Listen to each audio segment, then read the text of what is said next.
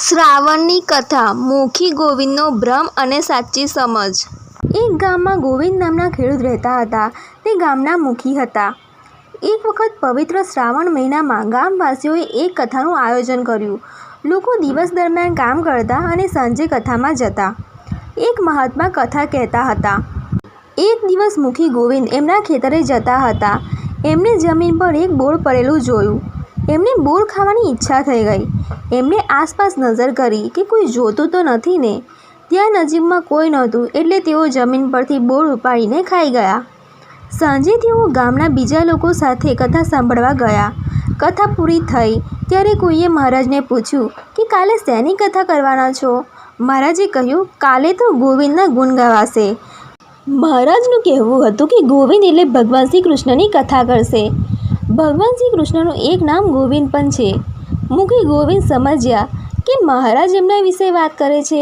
એમને લાગ્યું કે નક્કી મહારાજ એમને નીચે પડેલું બોર ખાતા જોઈ ગયા હશે એટલે તેઓ આખા ગામને આ વાત કરવા માંગે છે।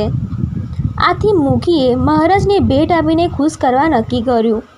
મુખી મહારાજને મળવા ગયા અને ફરો દળ્યા। મુખીએ વિચાર્યું કે હવે મહારાજ કોઈને એમની વાત નહીં કરે। ફરીવાર કથાની અંતે કોઈએ મહારાજને પૂછ્યું કે બીજા દિવસે તેઓ શેની કથા કહેશે? મહારાજે કહ્યું કે તેઓ ગોવિંદની કથા કહેશે। મુખી ગોવિંદ સમજ્યા કે મહારાજને હજી વધારે ભેટ આપવી પડશે જેથી તેઓ પોતાની વાત ન કરે। આથી મુખીએ મહારાજને વસ્ત્રો આપ્યા। આવું રોજ થોડા દિવસ ચાલ્યું। મહારાજ ગોવિંદ એટલે કે ભગવાન શ્રી કૃષ્ણ વિશે કહેતા હતા। જ્યારે મુખી ગોવિંદ સમજતા કે મહારાજ આ રીતે એમને ધમકી આપે છે કે તેઓ એમની વાત બધાને કહી દેશે। આથી મુખી મહારાજને ફળો, વસ્ત્રો, પૈસા અને વિવિધ ભેટો આપી જ ગયા। થોડા દિવસ પછી મુખીએ વિચાર્યું કે મહારાજ તરફથી મળતી આ ધમકીનો અંત લાવવો જ પડશે। કથાની અંતે મહારાજે જ્યારે કહ્યું કે તેઓ ગોવિંદની કથા કહેશે ત્યારે મુખી ગોવિંદ એમની સામે ગુસ્સે થઈ ગયા। એમણે જાતે જ એમની વાત ગામના લોકોને કહી।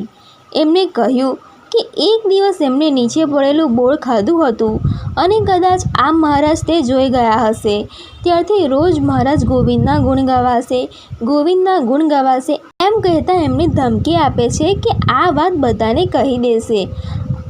ગામ લોકોએ મહારાજને પૂછ્યું કે આ વાત સાચી છે? મહારાજ કહે કે એમને તો આવી કોઈ વાતની ખબર જ નથી। તેઓ તો ગોવિંદના ગુણ એટલે ભગવાન શ્રી કૃષ્ણની કથા વિશે કહેતા હોય છે। આમ મુખી ગોવિંદે બંધ બેસતી પાઘડી પહેરી લીધી અને ગામના લોકોને પોતાની વાત કહી દીધી। આમ ગામના લોકો એની વાત સાંભળીને ખૂબ હસ્યા। આ વાર્તાનો મુખ્ય બોધ એ છે કે પોતાના ભૂલને માન્ય રાખવી જોઈએ અને બ્રહ્મમાં રહીને ખોટી વ્યાખ્યા કરવાથી અન્ય લોકોની નજરમાં હાસ્યનું પાત્ર બનવું પડે છે।